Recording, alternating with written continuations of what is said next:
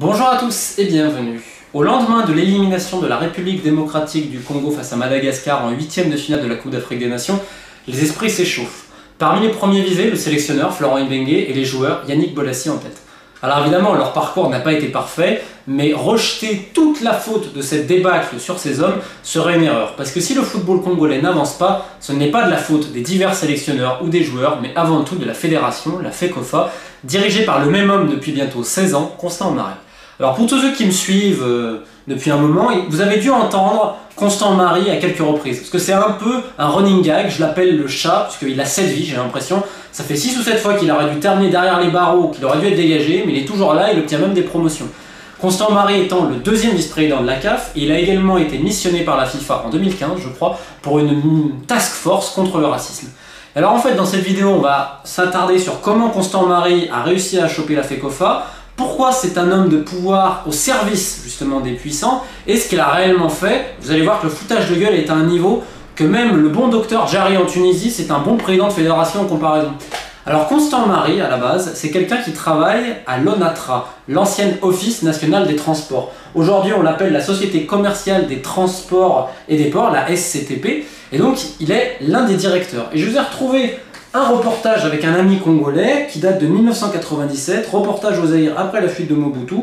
Je vous montre le petit extrait et on en parle après. Le bateau transformé en palace sur lequel l'ancien président aimait à remonter le fleuve Zaïre. Visité la nuit précédente, le directeur des chantiers navals vient constater la tentative d'effraction du dernier symbole. Ce n'était pas son bien personnel, c'était un bien de l'État qu'il utilisait à la disposition de la présidence de la République. C'est un bien qui est toujours là, qui appartient toujours à l'État, à l'ONATRA. L'ONATRA est une entreprise para-étatique. Si les nouvelles autorités décident que le bien, que l'ONATRA puisse l'exploiter, l'ONATRA va l'exploiter. Mais s'ils disent que non, on préfère que ce bien reste encore à la présidence de la République, c'est de toute façon, il ne m'appartiendra pas à moi de décider. Moi, je n'assure que le gardiennage, parce que le bien se trouve dans les installations.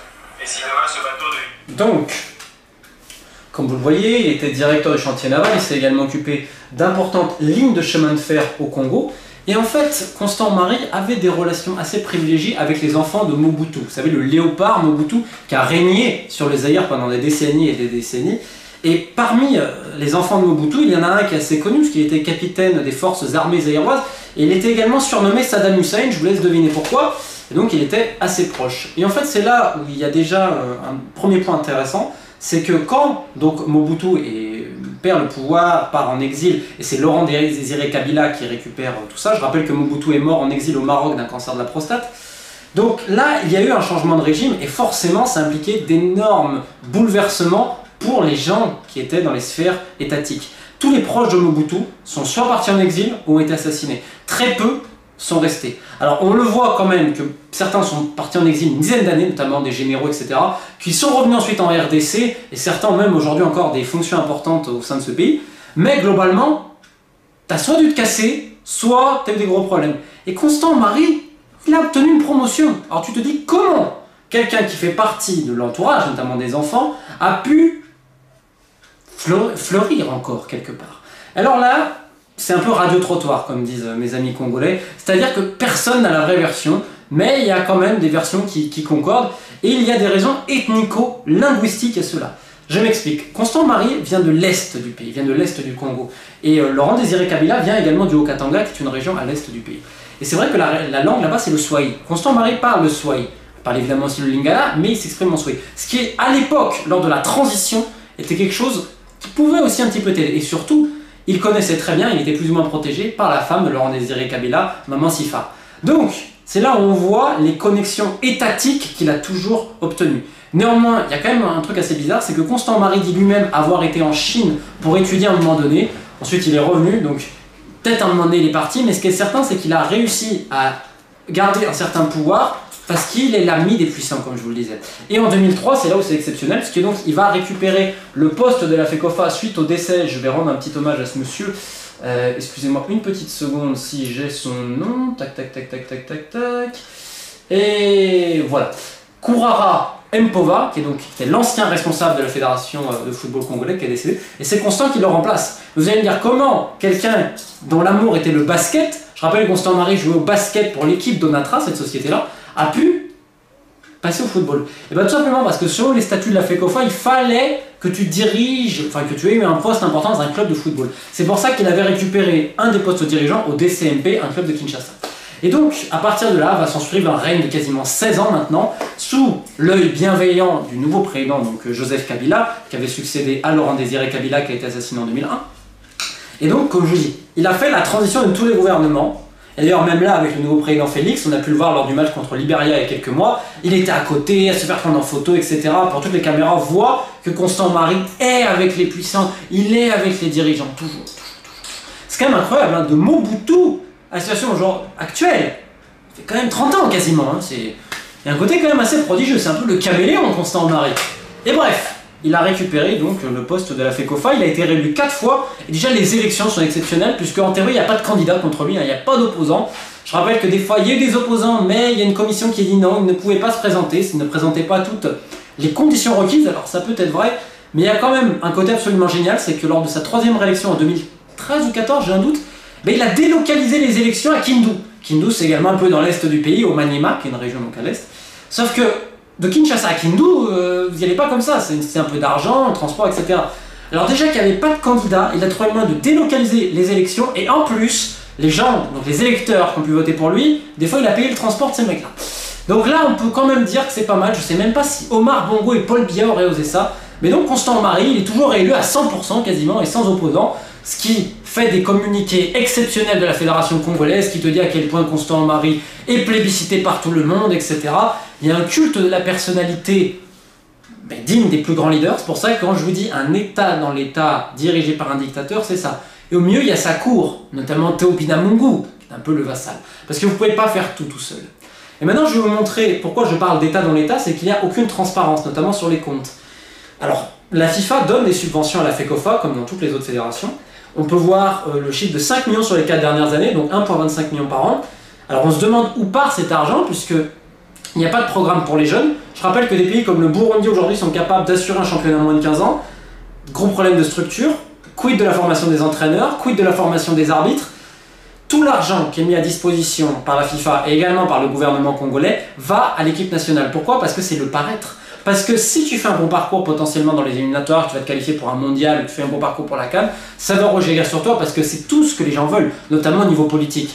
Toujours au service du puissant, vous savez. Mais le travail de fond, il est où? Il n'y a strictement rien. Par contre, et c'est là où c'est grandiose, avec l'argent alloué par la FIFA, Constant Marie s'est dit, on va refaire nos bureaux. Donc c'est une catastrophe la situation du football congolais en amont, mais par contre ces gens-là, ils ont refait leur bureau, hein, visiblement.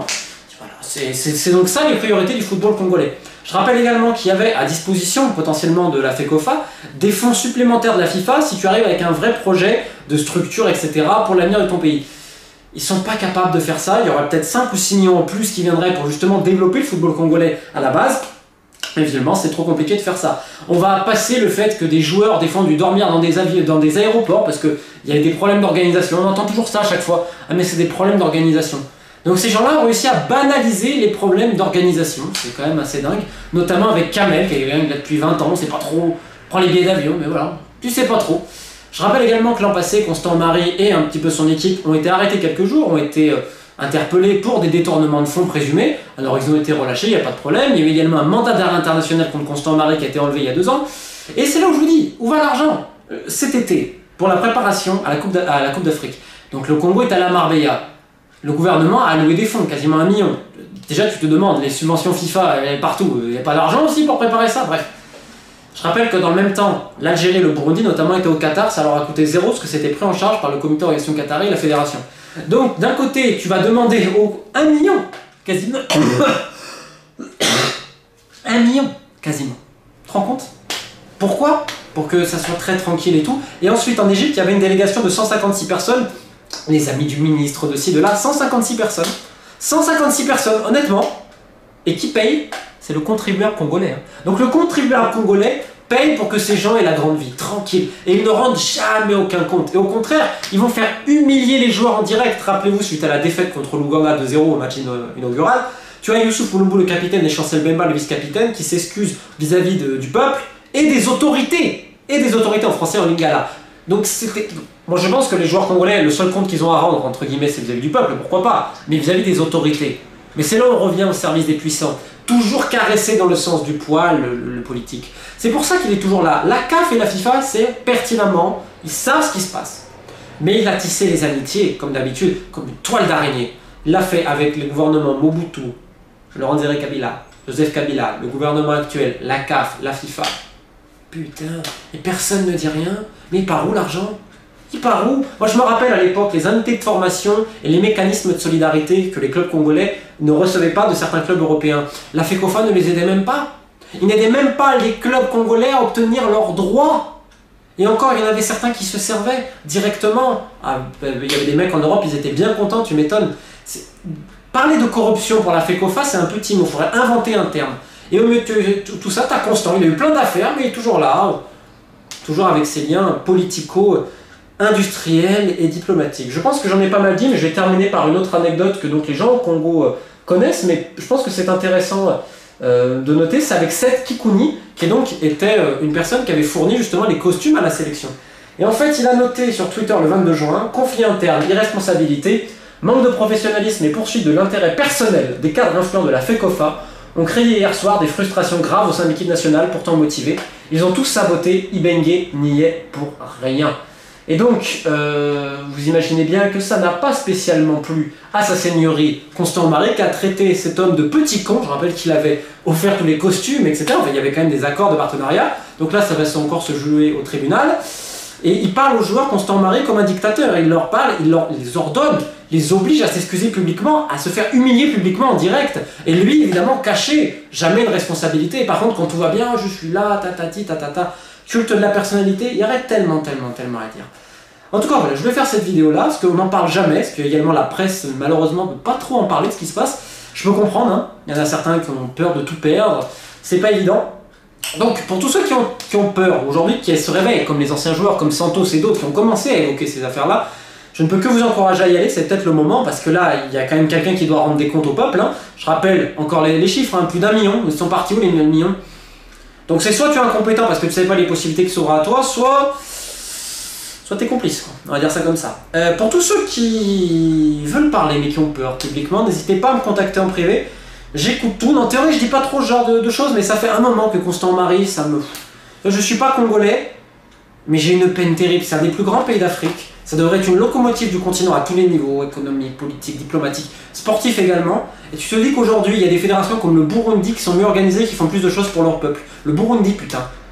Avec tout le respect que j'ai pour le Burundi, qui est un petit pays, qui est un des plus pauvres d'Afrique, ils arrivent à organiser un championnat moins de 15 ans. Alors certes, il y a des limites démographiques qui peuvent les aider aussi, parce que c'est pas très grand. Mais quand même, on parle du Congo, bordel de merde, on parle de la RDC. Donc bref, s'il y a des gens qui veulent parler en privé, qui ont trop peur de parler publiquement, n'hésitez pas à me contacter, j'écoute absolument tout, puisque ça ne fait que commencer. Il y aura d'autres épisodes, on va parler des équipementiers, des primes, de plein d'autres choses, que la vérité sorte enfin sur ce sombre personnage, sur le dictateur du football congolais, M. Constant Marie, qui a toujours la bonne excuse. J'ai l'impression que c'est l'article 15 à chaque fois avec la FECOFA. L'article 15, pour ceux qui ne connaissent pas, au Congo, c'est on te dit, ah, c'est en gros débrouille-toi, quoi, voilà. Et les unités de formation, ah, débrouille-toi. Et pour les formations gauche, oh, débrouille-toi. La formation jeune, oh, débrouille-toi, les trucs.